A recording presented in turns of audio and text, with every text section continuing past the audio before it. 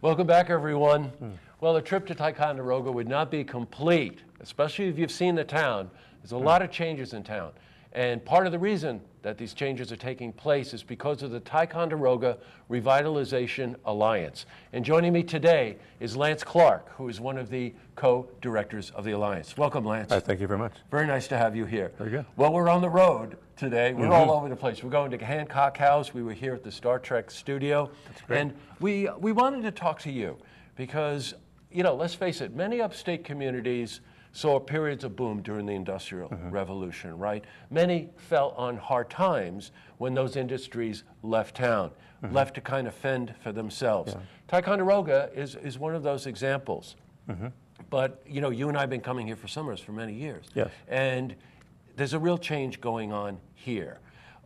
Tell us about the Revitalization Alliance and what you're trying to do. Yeah, we're basically trying to help promote economic development here in this town.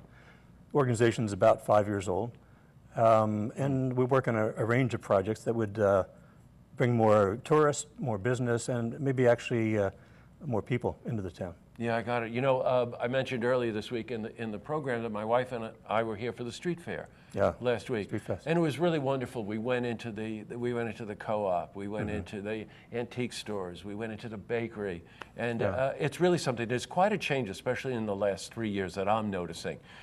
You had mentioned to me before we went on air that one of the principal goals is to take care of the vacancy rates in these downtown buildings, and they've got historical value, so there's renovations and restorations involved as well. Well, a lot of those restorations are particularly done by Pride, by Sharon Reynolds and Company, and they help especially in terms of not only the inside renovations, but also the facades for the buildings.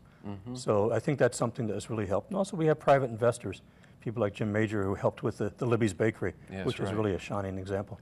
Oh, it sure is. Libby's Bakery is right downtown here, and it's a two-story building, and the whole building has been renovated. They have this wonderful first-class bakery. You could find it in any major city in the United States, and they've redone the apartments upstairs and whatever. What other things are planned for downtown?